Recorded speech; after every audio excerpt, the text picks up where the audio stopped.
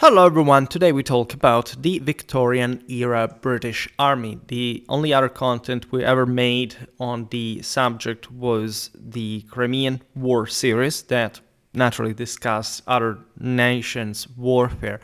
In the process, we are doing more 19th century history and warfare recently, so I thought that this was a very important topic to start from.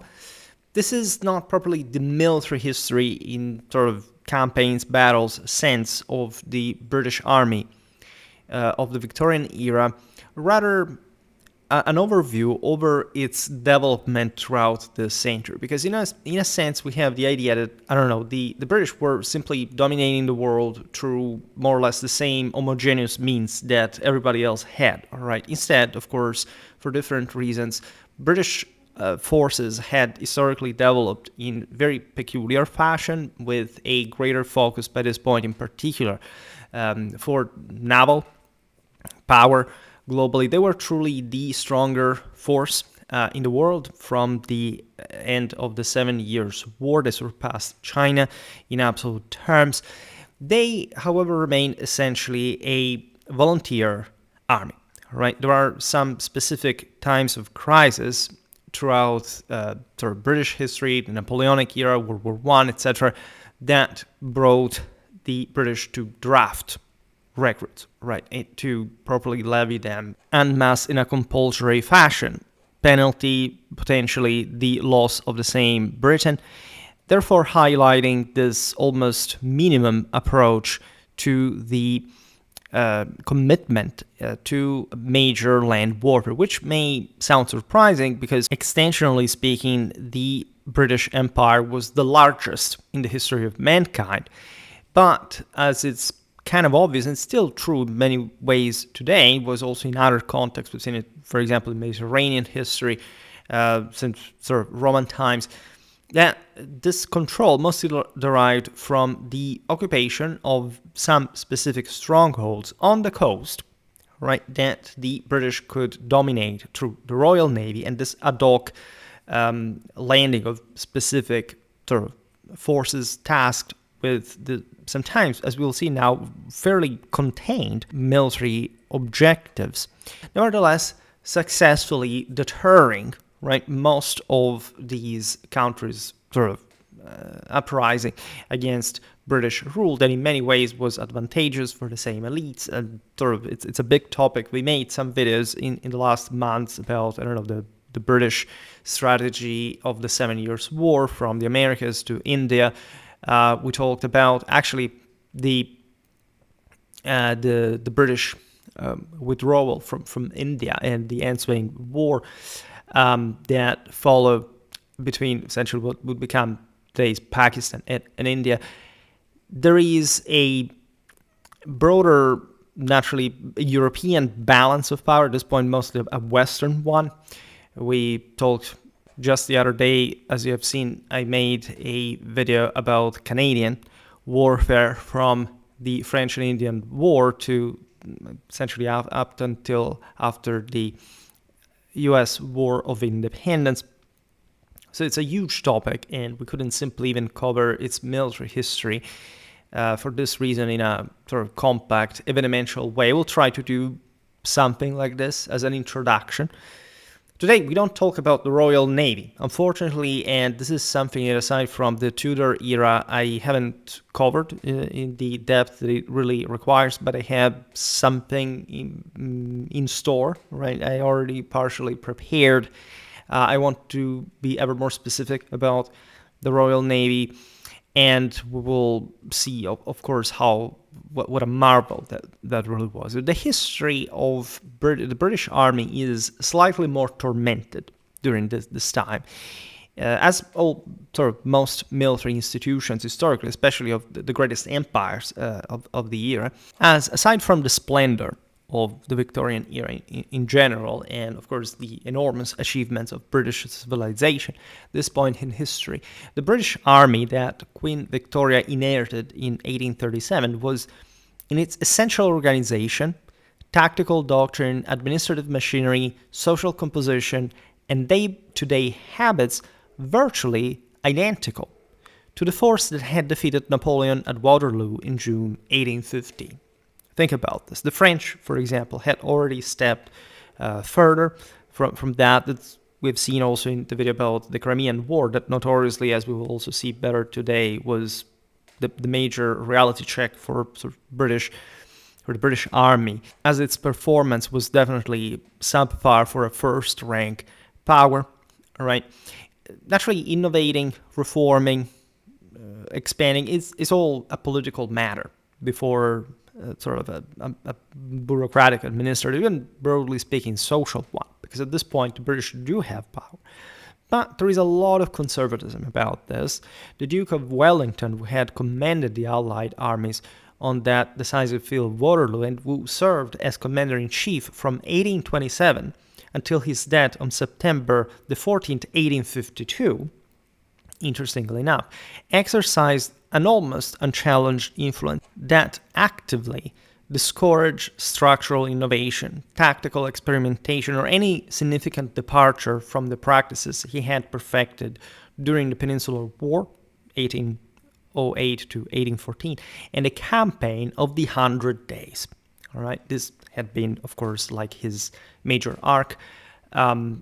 Wellington's personality also was a cold, stout, direct man, and he had very interesting views on warfare. If anything, I want to make a video comparison also in terms of character, personality types between Napoleon, Wellington, Blücher, as a matter of fact. So just to give you a dimension of how different sort of military experience, culture, but at that sense, to somebody's existence can be. Wellington regarded the regimental system, the close order drill, the command hierarchy, the purchase of commissions, so essentially an army of the 18th century, the reliance on voluntary long service enlistment, and the ethos of personal loyalty between officer and men is not merely adequate, but exemplary. Any attempt at radical change, according to him, risked eroding the discipline, cohesion, and esprit de corps that had enabled a comparatively small British expeditionary force to prevail against the numerically superior armies of revolutionary and imperial France. Right? This is true, again, looking at Waterloo, you would say, but hadn't it been for the Prussians, yeah, we can't talk about this. Napoleon had won before Blücher's arrival. In any case, hadn't it been for the British, that outcome would have not existed. Wellington there deserves some of the greatest praises in the annals of military history, and also for his aforementioned Iberian achievements that are also sort of very difficult and very different from the ones of the battlefields of Flanders, by the way. Now, Wellington's successors, most notably Prince George, Duke of Cambridge, the Queen's cousin, who, as a conservative traditionalist, vigorously resisted most modernization efforts throughout his tenure as commander-in-chief from 1856 until his forced retirement in November 1895, maintained a similar conservative outlook, viewing proposals for major reform as unnecessary, potentially disruptive to regimental traditions, and likely to weaken the Army's ability to perform its primary peacetime role of imperial garrison duty in internal security. Right? It's important, of course, as we've seen also in other times in history, to be able to think a military that, in a way, is sort of contained. It does not spread, for example, this sort of combatism and veteran capacity among what is becoming imminently in the 19th century a mass society as a form of political control, especially for what is an actual empire, right? With properly a people also within the core kingdom that is in fact a united kingdom that rules peoples that historically were also relatively recently subjugated. Now, these problems arose just immediately after the Victorian era. Think about Ireland during World War I, or even during the Napoleonic Wars, right? Considering also the great amount of Celts there that had basically served as final rank troops. in the imperial force. Now, the Supreme Commander, officially styled Commander-in-Chief of the forces, operated from headquarters at Horse Guards in Whitehall. His authority derived directly from the Crown rather than from any act of Parliament, encompassed the full spectrum of military governance as such, that is, enforcement of discipline through court-martial and summary punishment, supervision of training standards across all arms of the service, management of personnel records, and the emerging system of confidential reporting on character and efficiency, granting and sale of commissions, approval of promotions up to the highest ranks, transfer of regiments between home stations and overseas garrisons, and overall disposition of the army both in the United Kingdom and across the empire's scattered possessions. You immediately understand how literally the first global power, how archaic this single control on the entire British Army by the first, that as the first world power, is inadequate and somehow ferruginous, still tied to somehow pretty primitive models that definitely are in many other fields completely broken, right? Surpassed, to say the least, by most other British achievements. Until the abolition of purchase in 1871, commissions up to the rank of lieutenant colonel, and in some cases higher, were routinely obtained through outright sale, right? This immediately tells you how status preceded quality, right? Remember, these were the forces that had defeated revolutionary imperial France, so there was probably an ideological adversity that eventually spread to this day all across the Anglo-American world, in terms of, this system is basically the best. It's just like, I don't know, common law, in fact, the imperial system of measurement and so on. So imagine this as still the proof of a radical conservatism, as probably in socio-cultural terms, that definitely shows, again, the robustness of the British fundamentals in this sense, but that must eventually be adequated, also considering what other powers that are definitely not on an island well guarded by the best navy in the world, among other things, have developed in the meanwhile. The official regulation scale fixed the price of a lieutenant colonelcy in line infantry at £4,500, in ordinary cavalry regiments at £6,175, in the household cavalry at £7,250, and in the foot guards at £9,000. Right? Yet in practice, transactions frequently exceeded these figures, right? Because they were properly competed over. Some regiments were reported to have changed hands for sums as high as £40,000, or in one documented instance, £57,000.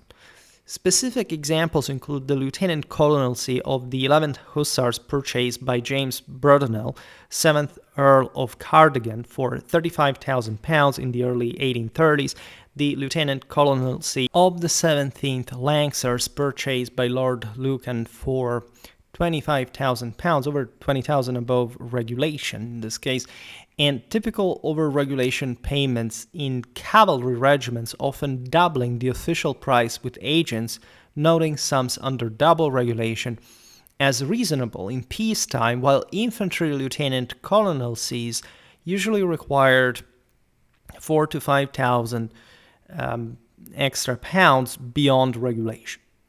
Total value of purchase commissions held by officers on full pay in the mid-1850s stood at £5,400,000 to £8,068,000 per official returns, with an additional 40% for over-regulation payments, pushing estimates to something between 8 and 11 million pounds. Officers who had invested such substantial personal capital naturally regarded their regiments almost as private property, just like in the early days. You understand how much like civil law the centralization of the state was not a British prerogative. Many openly resented suggestions from the War Office that they should participate in large-scale field maneuvers, but you can see also the negatives of this at this point in history. Many the aforementioned commission officers openly resented suggestions from the War Office that they should participate in large-scale field maneuvers, adopt uniform administrative procedures, or submit to greater central direction, preferring instead, because the war forces will see now eventually to go past this mechanism, preferring instead for themselves the familiar routines of battalion drills, ceremonial parades, guard mounting, and the personal authority they exercise over their men in barracks, on the parade ground, and during routine station duties. The War Office itself was a comparatively small government department crippled by extreme fragmentation and overlapping jurisdictions. 7 or more semi-autonomous bodies, including the Horse Guards under the Commander-in-Chief, the Ordnance Board, the Commissariat under Treasury control, and others, divided responsibilities in a manner that produced constant duplication of effort, conflicting instructions, mutual jealousies among departments, and labyrinthine procedures that slowed decision-making to a crawl, and often paralyzed action in moments of crisis. The Master General of the Ordnance exercised control over the Royal Artillery and Royal Engineers, supervised the procurement, storage, and issue of weapons, ammunition, artillery equipment, engineers' stores, fortifications, barracks, and related materiel. Yet his jurisdiction over pay, discipline, and promotion within those technical corps remained ill-defined, infrequently contested by the Commander-in-Chief and other authorities. A separate board of general officers regulated patterns, quality, and supply of clothing for the entire army, from the scarlet coatee and shako of the line infantry to the distinctive uniforms of the household cavalry and the rifle brigade. The commissariat department, staffed by civilian officials and subordinate to the treasury rather than to military authority, was responsible for rations, forage, fuel, candles, straw for bedding, and land transport, but after the financial retrenchment that followed the Napoleonic Wars, it possessed no standing baggage train or organized mule cart or wagon columns comparable to those Wellington had relied upon in Spain and Portugal. As a result, supplies often failed to reach forward units in a timely manner or in a usable condition, and commissariat officers, bound by rigid peacetime regulations, refused to issue items in quantities smaller than arbitrary minimums, 1 ton of nails, for example. Even when urgent operational need did exist, the medical department functioned with considerable independence, dependent on the secretary at war only for funding and on the purveyors department, a subsidiary of the commissariat, for some but not all of its requirements, while the secretary at war himself handled pay, allowances, pensions, and contracts with civilian suppliers, but exercised no authority over the army's overall establishment strength or annual cost, which remained the province of the Secretary of State for the colonies. This division of authority produced constant duplication of effort, conflicting instructions, mutual jealousies among departments, in a pervasive sense that no single office or individual bore ultimate responsibility for the army's readiness, efficiency, or coherence. You could simply scapegoat it on somebody else, and lacking a comprehensive, unitary strategic vision of the army's deployment and objectives. Regimental colonels, having frequently paid large sums for their rank, as we've seen, felt little obligation to comply with directives they deemed meddlesome or impractical, and the absence of a true general staff until the early 20th century compounded the inefficiency and inertia that characterized the pre-Crimean British Army in particular. Right, as I was saying at the beginning, as some of you already know, I have a series on the Crimean War that is an introduction, but it's a bit more detailed because it's sort of 3 videos about the war. And the War of Crimea, 1854 to 56, laid bare these accumulated deficiencies in the most unforgiving manner. When Britain declared war on the Tsarist Empire in March 1854, the home establishment nominally stood at around 140,000 officers and men overall, but with many units scattered globally or unavailable. This figure included units already at sea, proceeding to or returning from overseas postings, large numbers of recruits still under training, invalids, and men otherwise unavailable for active service. To assemble an expeditionary force of approximately 26,000 men, intended to operate alongside, as you know, French and Ottoman allies, the government dispatched virtually the entire effective strength then present in the British Isles, dangerously weakening, by the way, garrisons at home as well as in India. The campaign opened, in fact, what would happen just, after the war, but we will see it later. The campaign opened with the unopposed landing at Calamita Bay on the northwestern coast of the Crimean Peninsula on September the 14th, 1854, and the hard-fought victory at the Alma River 6 days later, where British and French divisions broke a strong Tsarist position on the heights above the river and cleared the road toward the great naval base of Sevastopol. Subsequent engagements, the cavalry action at Balaclava on October the 25th, 1854, remembered above all for the catastrophic charge of the Light Brigade provoked by ambiguous and contradictory orders transmitted from Lord Raglan Fitzroy Somerset, 1st Baron Raglan, the British commander-in-chief in Crimea, who had lost an arm at Waterloo and lacked prior field command experiences, headquarters to Lord Lucan, the one we mentioned before, George Bingham, the 3rd Earl of Lucan, commander of the Cavalry Division, known for his harsh discipline and personal animosity toward his brother-in-law, and Lord Cardigan, James Braddonell, 7th Earl of Cardigan, commander of the Light Brigade, whose impulsive leadership led the unit into the doomed charge. And the stubbornly defensive Battle of Inkerman on November the 5th, 1854, where British and French infantry in thick fog repelled a much larger Tsarist assault through resolute close-quarters fighting, demonstrated altogether that individual courage, tactical skill, and regimental cohesion remain high. Right? This is a very important aspect, also the assessment of British quality. The English, the United Kingdom as such, it was a fresh, young nation in its at least imperial potential unlocking.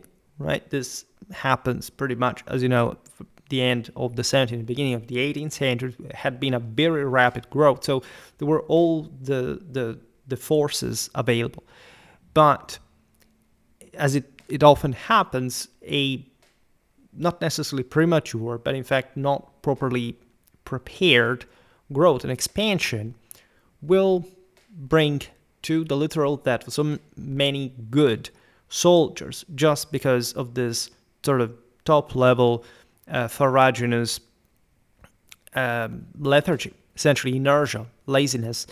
That, however, through also some of these massacres will actually step up the system, as we'll see today, because this is also the bottom line of this video. And so, again, heroism can be boundless in many ways, but that's not how you necessarily win wars. At least the Crimean one was, as you know, an Allied success in the end, but compared to the French that were the, behind the British, the second world power at that point, but also, in fact, a more qualitative, a more modernized one, also in the wake of Napoleon's reforms and revolutionary bases, had yielded much greater startle mass result, right? Also, for example, the Sardinians as a small power, that they provided with this sort of essentially picked force, or at least one that distinguished itself pretty well. Even the Turks did well, considering the fact that that the same Europeans had been fighting against them also up to the previous decades. They actually demonstrated a pretty consistent capacity.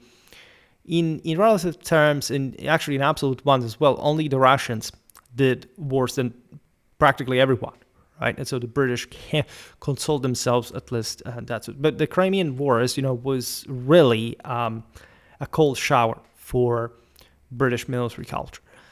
In fact, the administrative and logistical framework supporting the operation over there collapsed almost immediately at the beginning of the campaign. Notoriously, supplies of every description, food, greatcoats, boots, blankets, tents, medical stores, cooking utensils, either failed to arrive at all, arrived rotten or spoiled, or could not be distributed because the commissariat possessed neither adequate transport nor flexible procedures. Commissariat officers, bound by rigid peacetime regulations, refused to issue items in quantities smaller than the arbitrary minimums, as we've seen before, while the rudimentary road network of Crimea, you can imagine at the time, absence of organized supply columns, and appalling weather turned the land into a quagmire, which even landed goods frequently rotted on the quayside at Balaklava or were lost in the mud. The winter of 1854-55 proved especially lethal. Soldiers lacked warm clothing, adequate shelter, dry fuel, and sufficient rations. Scurvy, dysentery, cholera, typhus, and frostbite claimed far more lives than enemy fire, as it was admittedly the norm up to basically World War I. Overall, British deaths reached 22,182 out of 97,864 troops sent, because before we were talking just about the first expeditionary strength. Then, of course, they rotated. This is a mortality rate of almost 1/4, right? It's insane. Battle deaths were 2,755, and disease non-combat deaths at 19,427. So this is the proportion, meaning disease deaths outnumber battle casualties by nearly 7-1 across the campaign, which was disproportionate even for the time, right?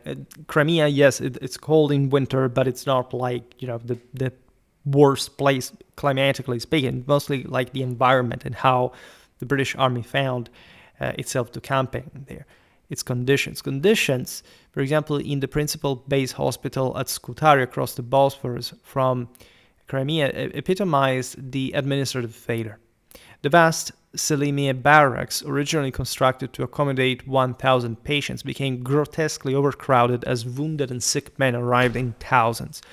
Latrines overflowed, urine buckets stood unemptied for days, wards stank of gangrene, and excrement. Amputation were performed in crowded rooms without adequate ventilation, antisepsis, or pain relief, and mortality rates reached catastrophic levels, with disease deaths outnumbering battle casualties by a factor of 10 overall in the British forces and peaking at around 42.7% of cases treated in February 1855 before improvements, with some monthly admissions at Scutari showing the nearly total mortality in early 1855 due to extreme overcrowding and sanitation collapse, and Kulali Hospital recording almost a half mortality of cases treated in one period.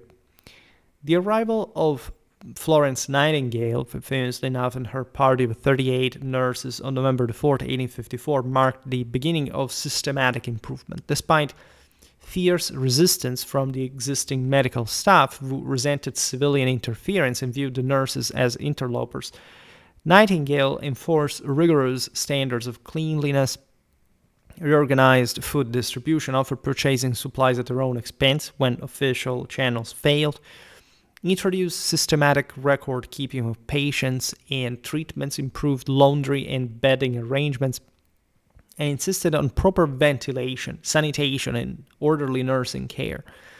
Within 6 months, the overall mortality rate at Scutari fell from 44% on her arrival to 2.2%, a transformation widely reported in the British press and credited largely to her organizational ability and personal determination. On top of this, you have to consider that the way these soldiers had been treated by the general British military service was part of a long tradition of, again, essentially worthlessness, consideration of the troops in general in ancien regime warfare.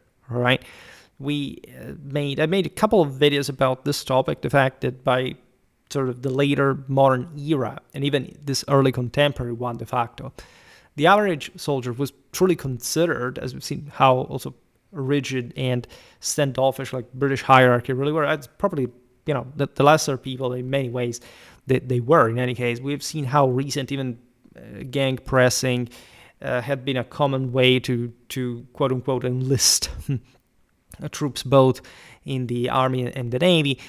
So we're looking at a world that was more traumatically brutal and rigidly sort of understood as, okay, let them suffer, right? They're here for fighting, and even if they die in those conditions, okay, this was a disaster. They hadn't been able to arrange it. But the fact that Nightingale managed to secure so much comfort to prevent most of the deaths is also equally impressive. It's as if a bit more of a motherly touch was needed in just the way you would even think of these troops. All right, and don't underestimate this cultural factor. That, again, this is not much of a British thing per se. It's just like how the world worked at the time. We've seen horrible things, for example, in the video about the British 7-year war, like mostly in the second episode, the one on Central Americas and in India, right? That showed you there also how, which kind of living condition the soldiers found themselves to operate with, also tropical disease and everything, like, terrifying. It had been the norm up to that point. What happened, as we will see now, is that given the new means of communication of the time, public opinion in this growing mass society starts seeing this and reacts to it, so that we also get the impression that people started caring more about these aspects to begin with. All this mortality rate among the wounded, in particular in Crimea, because elsewhere, again, in the British Army, this is not documented or by the scale at least, is definitely the consequence of this specific situation. It also derives from the aforementioned inefficiency of a system that had not been habituated to cope with the new pace of warfare and historical needs. And here, for example, coalition war and participation of a prolonged campaign against, by the way, another European power, although sort of pretty fringe area, but that also added, as we've seen, environmentally to the disaster here. The French did not have this at large. Like, the British suffered more of it. And that's the direct, again, consequence of a very different level of military administration. The presence of the electric telegraph newly laid to Allied positions near Sevastopol enabled war correspondents, most notably William Howard Russell of the Times, to send immediate uncensored dispatches to London. These reports, carried overnight by railway to an increasingly literate and politically conscious middle-class readership, generated public outrage on a scale never before seen in British military history. Again, this may have well happened in comparable ways in many other campaigns historically, but it's not much that people wouldn't simply know this, because somebody would come back home and tell what kind of a terrible experience it would have been. But generally speaking, here there is a society that is more receptive, more organically, systemically receptive to this, and asks for change. For the first time, the sufferings of the common soldier, the incompetence of supply arrangements, and the inadequacy of medical care were laid bare before a domestic audience that could no longer be insulated from the realities of war. Right? This is also interesting in a broader anthropological sense, because frankly, it seems to me, after, at this point, decades of studying military history, that the quality of humanity has frankly sunk in a sort of qualitative sense. And when you look at different peoples throughout history, and sometimes also across space during the same era, you realize that the acceptation of pain, of sacrifice, of sort of mortality, etc., in military service, in war, yes, can vary depending on the war, depending on the intensity and everything, but fundamentally shows some sort of greater, this delusion fundamentally that you can achieve things without sacrificing, without losing something in turn, right? And the demonization of warfare that is especially strong, particularly, again, now I don't want to be polemical, but we've discussed this in the videos about World War One. There are, as you know, but there's a very good part of, in particular, British scholarship that stresses how we should be careful with easy, sort of simple, quick judgments of whether, what kind of political responsibility, for example, exists in different historical times of specific wars. But there is, in fact, another part of people that are reputedly sort of competent in their field that believe things such as Britain did not have to enter World War One because people died. Well, but do you? I mean, it seems incredible even to ask. But have you calculated in general? Have you researched at that point why they did? Right? Meaning, of course, whoever says this at those levels knows it. But the question is, this sounds much more like some arbitrary judgment because even historically speaking, never really found anyone explaining the motive of this, right? Other than lots of people died, as opposed to what could have happened if those hadn't died, as a matter of fact, which is also something you can't quite simply sort of predict, or especially in those circumstances where you have a gigantic reason of why they went at war, right? And what they had to lose in the process, etc. So some basic here again, I will not digress on this because I already done it in other videos. It's useless for me to repeat myself right now, but the misery of the common soldier in the modern age is a very well-known historiographical topic, right? And simply having more care, or at least one thing is senseless carelessness, right? Another thing is simply saying, okay, we should not make war because people may die and our soldiers may be killed. What do you have soldiers for exactly?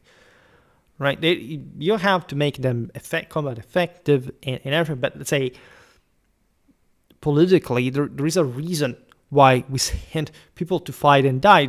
If you look at the entire history of mankind, there seem to be very specific reasons why a power may have to get himself involved in warfare, right?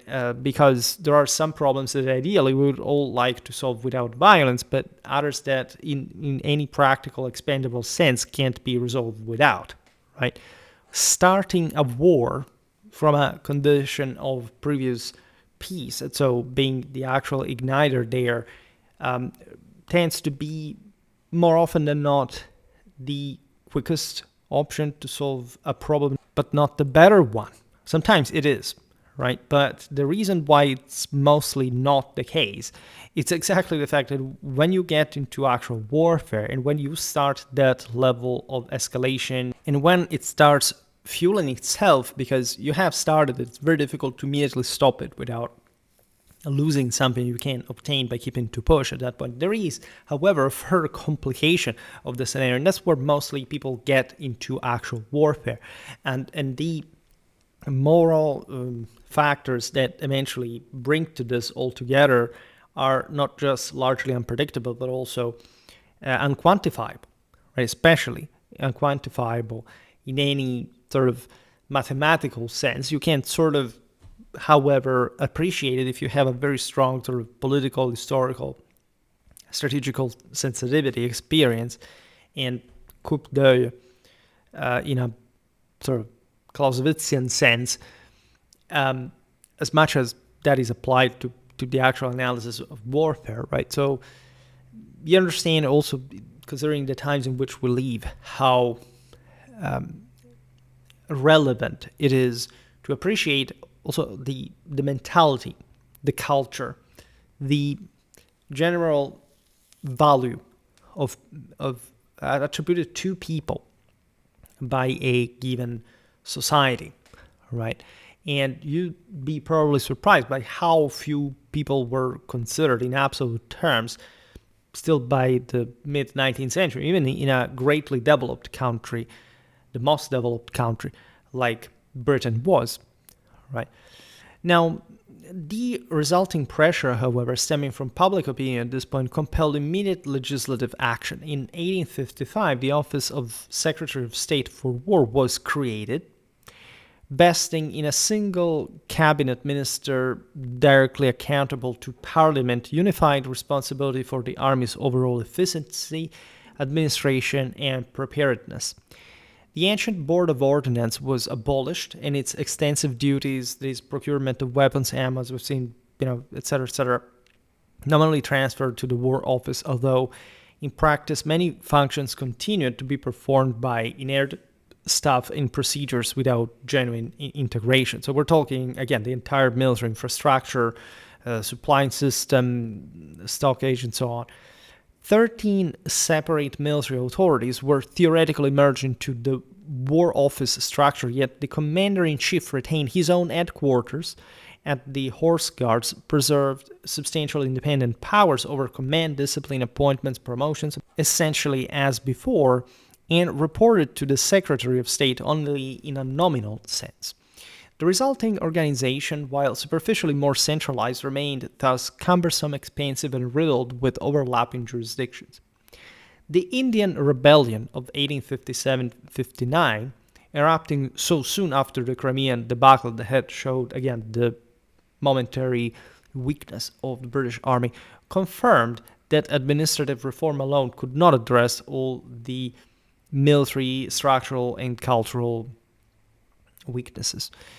Discontent within the Bengal army had accumulated over many years. Sepoys felt increasingly alienated from their British officers as the latter brought more families to India and reduced the daily personal contact that had once characterized regimental life. Consider that, again, the English had taken over India just, some generations before, some too few, right? So it was also in this case a matter of scaling up without, in terms of, for example, control of this land without necessarily the military adequacy to the same. High-caste soldiers resented policies that threatened traditional privileges, right? We made some videos about Mughal India, if anything, or you can understand or know in general what this was all about, including the General Service Enlistment Act of 1856, which required overseas service and jeopardized ritual purity. Economic grievances multiplied after the annexation of new territories, where bhatta, that is, field allowances, were abolished, and revenue systems such as Malvari imposed heavier burdens. And cultural interference, the abolition of sati legislation, of widow remarriage, missionary activity, was widely perceived as an assault on Hindu and Muslim traditions. The immediate catalyst was the introduction of the new pattern 1853 Enfield rifle and its paper cartridges, which soldiers were required to bite open. Rumors spread rapidly that these were greased with a mixture of cow and pig fat, substances, as you know, abhorrent to Hindus and Muslims, respectively. When sepoys refused the cartridges, as a consequence, disciplinary measures followed. On May 10, 1857, the 3rd Light Cavalry at Meerut, a major military cantonment about 40 miles northeast of Delhi, mutinied, attacked and killed British officers and their families, released imprisoned comrades, and marched overnight to Delhi. There, the rebels entered the Red Fort, proclaimed the aged Mughal Emperor Bahadur Shah II, also known as Bahadur Shah Zafar, the last nominal Mughal ruler, as their leader, and sparked a general uprising that engulfed much of northern and central India. 64 Bengal regiments mutinied or were disarmed out of 74 native infantry regiments, and all 10 Bengal light cavalry regiments affected in whole or part. Bombay and Madras armies remained largely loyal instead. British recovery was slow, costly, and marked by episodes of extreme brutality on both sides. Delhi was besieged from June until its storming and recapture in September 1857. After ferocious street fighting, Lucknow, the capital of the recently annexed kingdom of Awadh, and site of a prolonged residency siege involving British civilians and loyal troops, endured two prolonged sieges and relief operations before its final recapture in March 1858. Kanpur, now Kanpur, where Nana Sahib's forces besieged the British entrenchment, leading to the infamous massacre of women and children at the Sati Kaura Ghat and subsequent well, witnessed the massacre of these innocent civilians and subsequent reprisals. Operations in Oudh and Rohilkhand continued through 1858, and the last major engagement occurred at Gwalior, a key princely state fortress in central India, where rebel forces, including Rani Lakshmibai of Jhansi, made their final stand in June 1858. Mop-map persisted into 1859, and Lord Canning, Charles John, first Earl Canning, Governor General of India from 1856, who earned the nickname Clemency Canning for his measured policies, distinguishing active mutineers from passive participants and overseeing the post-rebellion transition to direct crown rule, issued a proclamation of peace, in fact, on July 8, 1859. The scale of the revolt, the initial success of the mutineers, and the exposure of logistical and command weaknesses far from European theaters compelled the British government to accelerate changes already set in motion by the Crimean experience. The sort of crucial period here of reform occurred between 1868 and 1881, fairly late, even after those the accidents or disasters, or however you want to call them, under liberal administrations, most notably during the tenures of Edward Cardwell as Secretary of State for War, in fact to 1874, and Hugh Childers 1880-1882. Cardwell's measures were driven by several imperatives: the administrative lessons of Crimea, the military shock of the Indian Rebellion, Gladstone's liberal commitment to attacking privilege and inefficiency, and the demonstration of Prussian military superiority in the 7 Weeks' War of 1866 and the Franco-Prussian one of 1870-71. Purchase of commissions was finally abolished in 1871 by royal warrant after Parliament voted compensation for existing interests. Selection and promotion thereafter rested on examination, service record, and confidential reports rather than wealth or patronage. Enlistment terms were shortened from indefinite service, often 21 years or life, to 12 years total.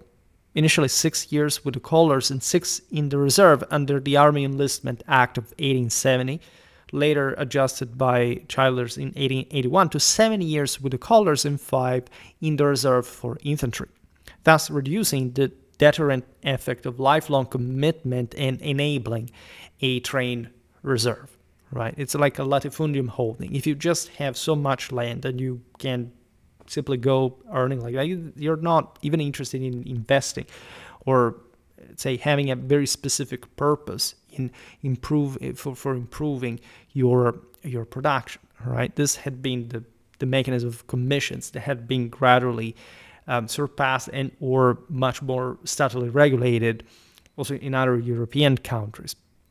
Remember, Britain is unique in its insular and global, but still sort of navally dependent strategy and policy. So they could afford, in a sense, to arrive that late to that system. But they realized that if a new major European conflagration breaks out, they can't compete with some systems as, for example, the Prussian one that has managed to beat in the continent the French that were historically the tendentially hegemonic power in Europe, and that's how the British had fought against them. Again, the main sort of British issue here, aside from so many broader global ones, was preserving, as always, like a balance of power on the continent. And that's how or why they had historically intervened. They started a series of Marlborough. That's something that historically had taken very different forms, right? It also, in general potential, could be historically Spain, France, Austria, Prussia, Russia, right? Now, bounty systems that encourage fraudulent enlistment and desertion were eliminated. Recruiting parties were instructed to behave honorably. Officers were moved away from public houses. Remember, this is Victorian period that is incredibly prudish, moralistic, stern, rigid. And so there was a facade now, the greatest power in the world had properly to show in unprecedented fashion. Again, communications globally are sort of massively expanding. There's a completely different way to approach politics, as we've just seen. There was also a public opinion backlash against the same military system. Equally, this was all against false promises, rendering enlistments void as well, with recruiters liable for cost in that case. And medical examinations were made thorough and uniform. Localization tied regiments to specific geographical areas through 66 brigade districts, later regimental ones, spread across England, Scotland, and Wales. Each district maintained a depot that served as a recruiting center, training establishment, and focal point for county identity, making enlistment more systematic and fostering local pride as well, right? I made a video about the Black Watch. If you're interested, we will come back on that for that matter. Childers completed the territorial reorganization in 1881. Single battalion regiments were paired to form 2-battalion county regiments. The first 25 retained their existing numbers and titles, while others were amalgamated, each supported by militia and volunteer battalions. Operational battalions standardized at headquarters, plus 8 companies of approximately 100 men each, with companies subdivided into half companies and sections under captains, subalterns, and NCOs. Officer training shifted from informal, class-based selection, as we were discussing before, towards structured professionalism. And this is an incredibly important step, naturally, in the history of every armed force. Before Crimea, commissions required no formal education beyond basic literacy and arithmetic.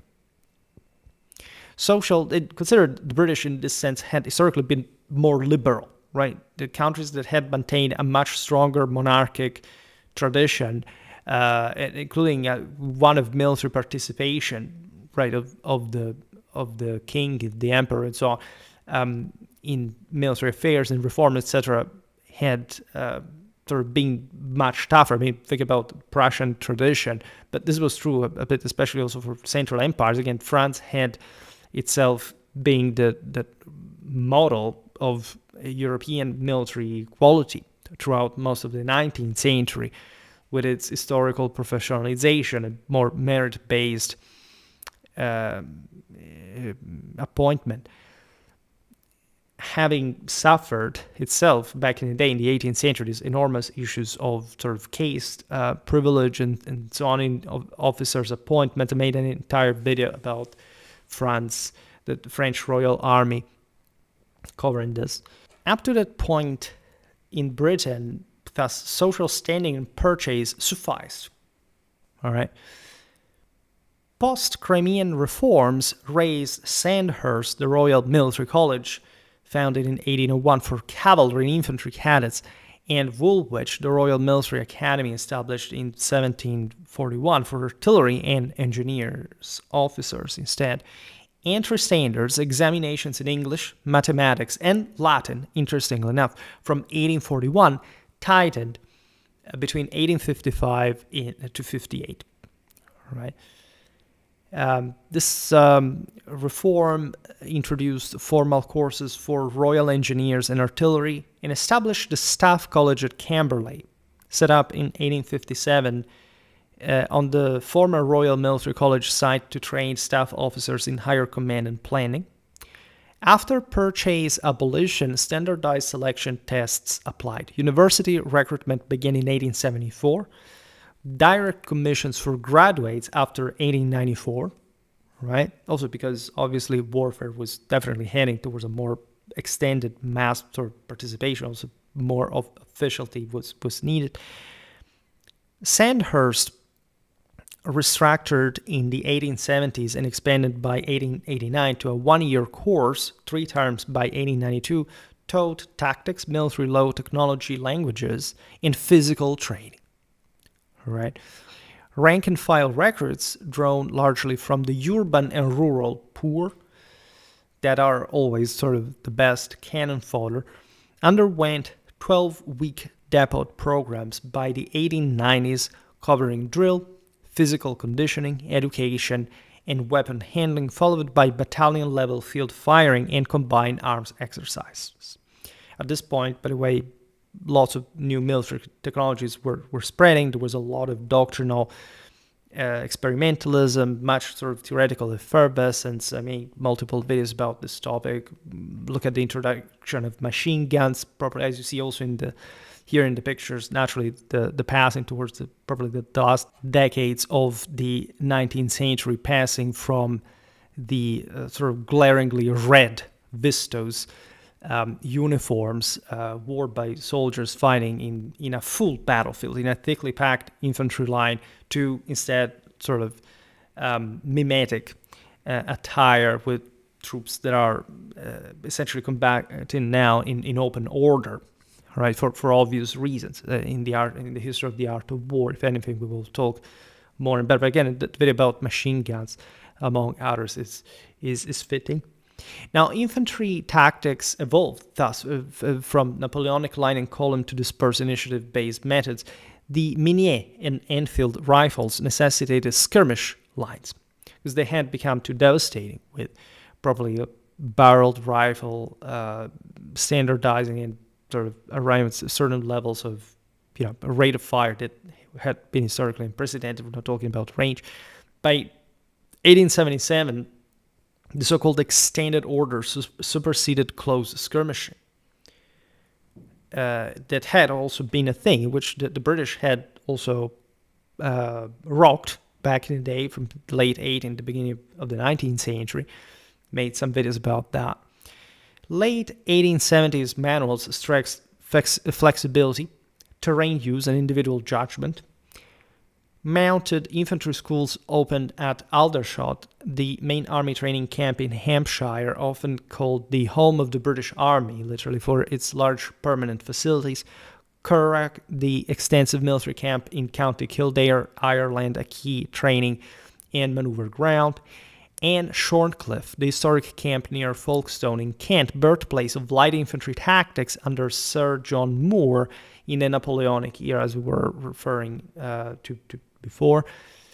But there was also an older story there from colonial experience. We are with these mounted infantry schools in 1888, training selected infantry to ride, dismount, and fight on foot, which had also historically existed to different traditions, but now was sort of regularized.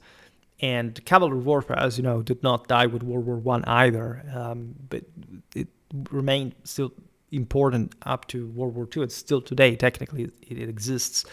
Now, at that point, cavalry retained traditional roles, so reconnaissance, outpost duty, shock action, but adapted to breech-loading carbines, revolvers, and lances, with methodical horse breaking for remounts and annual cycles of squadron drill, musketry, and field exercises.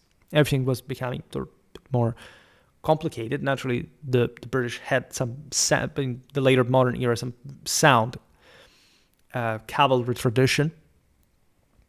Artillery progressed from smoothbore muzzle loaders to, as we said before, rifled breech loaders, Armstrong and later designs, with quick-firing guns added against torpedo boats and mobile threats. Royal Engineers expanded into bridging, telegraphy, railways, mining, surveying, and balloon sections. We're already in the second industrial revolution that Britain is really championing in the Victorian era. Living conditions for the rank and file began the era in squalor, however. Many barracks, especially in Ireland and northern England, offered less space per man than civilian workhouses, lacked washing facilities, suffered poor ventilation, and promoted disease. Married men were restricted, only 6 per 100 permitted, on, quote-unquote, on the strength, and most couples shared open barrack rooms. Diet consisted of unchanging rations of bread and salt meat, frequently tough, shrunken, and monotonous, supplemented irregularly by purchased vegetables or canteen items. Official ration from 1813 remained largely unchanged for half a century, at 1 pound of bread or biscuit and 3/4 of pound of meat per man per day in peacetime, with stoppages of 3.5 pence from pay for it, plus small issues of oil, groceries, and vegetables for every 18 men. Right? This tells you again how meager the entire consistency, right, of soldierly life really was. Like very Spartan, very archaic, and this was understood as part of a very hard, but in the sense informing discipline, right, that should have made up for most of sort of military quality. Discipline, in fact, remained severe. Flogging with the cat o' nine tails, limited gradually after 1829, was finally abolished only in 1881, right? Branding for deserters ended in 1871. Imprisonment and fines increasingly replaced corporal punishment. Annual floggings averaged several hundred in the early 1850s, dropping post-Crimea, but spiking to 2,217 in 1855 and 918 in 1858 during active service periods. Post-Crimea, you'd be really surprised probably to realize how even this is not even much military discipline, right? In normal jails, in prisons, this kind of corporal punishments were somehow very normal, right? Again, the entire anthropological paradigm is radically different from the one of not even 150 years later, all right? Bear this in mind. Otherwise, you can't understand properly the sense of duty. Like the 19th century is fundamentally dominated by the concept of duty. And in many ways, like the older, at least adherence to loyalty, to discipline, sense, in fact, of unquestionable duty, reached its peak at this point in history. Not necessarily for the better traditional reasons, but because the essentially older regime was now to cow into like ever larger masses of men, right, in ways that would have had to, to work as it had worked for smaller forces by scale in the previous pre-mass society. It had now, however, had to work in substantially different ways for many social, cultural, but sometimes also probably doctrinal, tactical reasons. Anyhow, post-Crimean commissions and public scandal spurred gradual improvement, as we said before, also because of the shocking violence of this all. New barracks with better ventilation, separate married quarters, modern kitchens, diet gaining variety through vegetable allowances, and improved cooking schools. Health advanced markedly by 1899, approaching civilian standards, right, which evidently had not been historically met, right? It's true, actually, the best surgeons out there would be in the military, but in general, right, they didn't care so much about soldiers as somebody could afford, at least in the civilian war. The army's primary role remained imperial, There's no doubt about this. After the Crimean War and Indian Rebellion, Britain avoided major European war until 1914 because the situation on the continent did not require such British intervention. Even bigger conflagrations like the Franco-Prussian War brought to some still kind of provincial readjustment at the frontier, not major upheaval like the ones of the 20th century. Instead, Britain conducted near continuous so-called small wars and punitive expeditions, as we were saying at the beginning, against those powers that were somehow reacting to British colonialism. In Asia, the army subdued Sikh resistance with the First and Second Anglo-Sikh Wars of 1845 to 49, and next Sindh and Punjab fought the Opium Wars with China, 1839 to 1842, 1856 to 1860, and reconquered Burma, the Third Anglo-Burmese War of 1885. Right? Some of these wars are merely sort of the series. This one, for example, is merely Victorian. All right. There are others that were fought later. For example, the Afghan ones that had been happening in first, and that some happened after World War One. The last one. On the northwest frontier, repeated campaigns targeted Pashtun tribes with over 100,000 well-armed Pashtuns confronting British forces in major episodes, often involving lashkars exceeding 200 men per tribal gathering, and expeditions relying on pack mules due to terrain precluding wheel transport. Right? Some of these wars also gave us some of the best anthropological surveys of the era. Some beautiful photos, early photos at this point in history. I don't know, I remember some Kashmir trails the British troops crossed, etc. They really project into another world. In Africa, wars included multiple Anglo-Ashanti wars, the Anglo-Zulu War of 1879, where British forces totaled nearly 17,000 troops, 7,000 British and African regulars, plus over 8,000 African levies. After Isandlwana, with tactics centering on static square defense at Gingindlovu and Ulundi, using volley fire against Zulu impis. The First Boer War, 1880-1881, and the Second, 1899-1902. The latter exposing organizational shortcomings against determined guerrilla resistance. Very interesting war, by the way. Egypt was occupied in 1882 to secure the Suez Canal, and punitive actions extended to West and East Africa. By Victoria's death in 1901, the British Army, still fighting in South Africa, as we've seen from the chronology, had become a professional force equipped with modern weapons, supported by improved logistics and medical services, culminating in the Royal Army Medical Corps in 1898, and structured for imperial garrison duties and rapid expeditionary deployment. It retained distinctive features, voluntary long service enlistment, which aligned with the British Army need here, as you see, even in big moments of just few tens of thousands of men. A socially exclusive officer corps, despite purchase abolition, and regimental loyalty, differentiating it from continental conscript armies, right, for reasons that are, again, obvious considering the major land mass of Europe and the many powers that coexisted in it with some difference. Yet, the British Army had adapted sufficiently to police and expand an empire, covering nearly a quarter of the globe, right? At least in direct sphere of influence.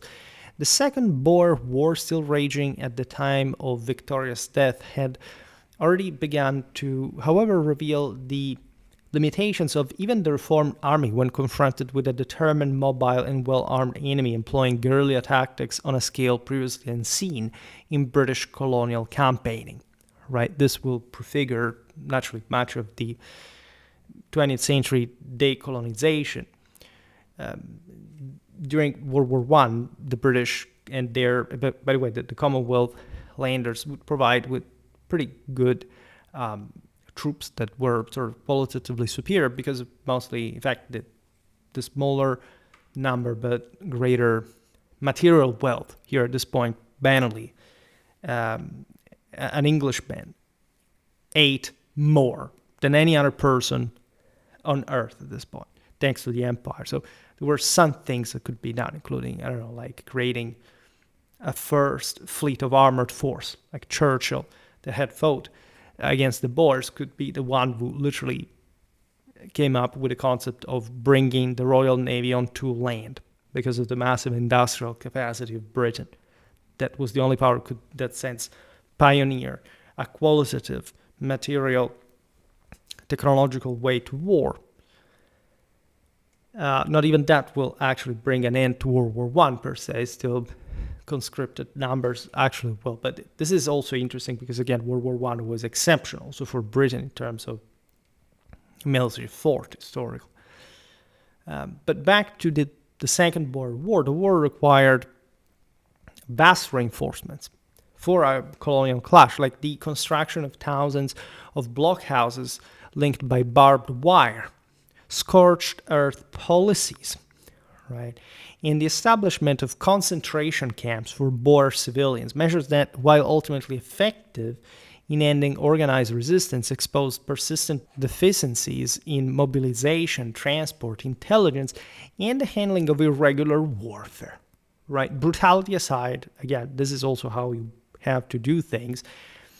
Nonetheless, the army that emerged from the Victorian era was obviously far more capable than the one that has stumbled into Crimea half a century later.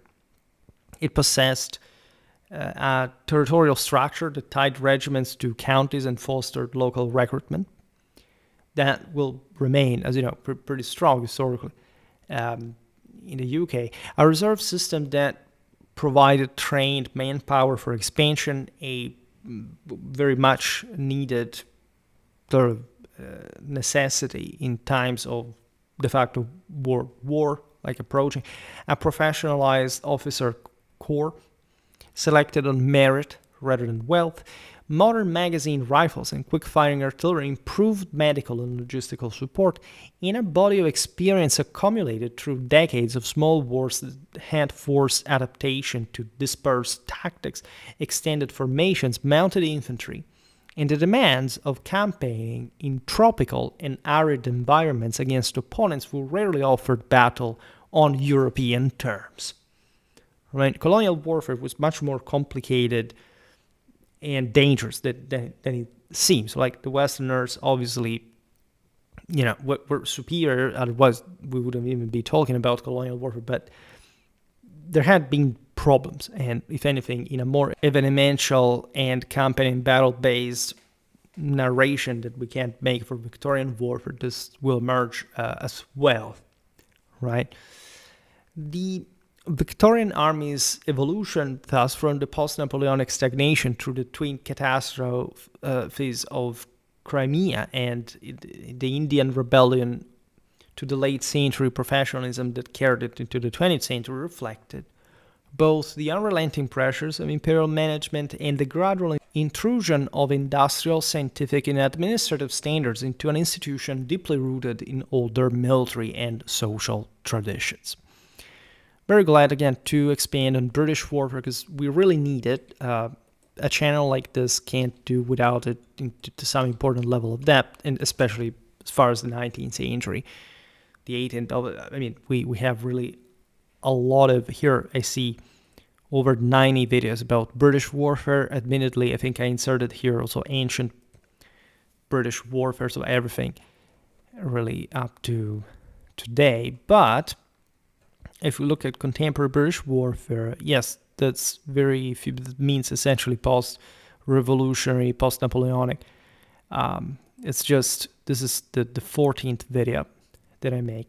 But modern British warfare, interestingly enough, is at 24. So again, not too much, but given that in general, we have on Schwerpunkt a lot of videos on basic modern warfare. Sometimes very sort of theoretical and international sense, like so for every nation, most of Europe definitely fought in the same identical way by this point in history. This gradual national increase that we have been carried out also for the French, the Germans, and so on, will have to extend, is already something that we can really appreciate in, if anything at this point, quantitative measures overall. Like contemporary warfare here yields 84 videos, right? This is the 85th. So we're not in such a terrible position. We're starting to fill some major gaps left open by sort of a relatively scarce amount of sort of attention for it to begin with. So, but yeah, this can't be deemed satisfying. I don't think this stuff will enter the lottery extraction for the videos, but I was even thinking about starting a definitive series that would never end about Victorian warfare, even though, again, it's probably too niche, but at least considering that we haven't done any of this kind for any contemporary topic, like I don't think that is going to start now. We're, however, proceeding on many interesting new grounds. That's Schwerpunkt's path at this point, and we're really going fairly well. These are compact videos that, however, tell very specific aspects. Today, again, we talk about mostly the organization of the Victorian British Army rather than any kind of sort of deeper military history. But we need these things as well, because otherwise we couldn't really even start talking about the more campaigning, the more battle-based side of the story. So again, very, very well for today. I stopped for today as well. I just hope that you enjoyed this video. If you did, please share it. Otherwise, leave a like or subscribe to my channel if you're interested in my upcoming content. As always, I thank you heartily for listening to me. I wish you a nice time and see you next time. Bye.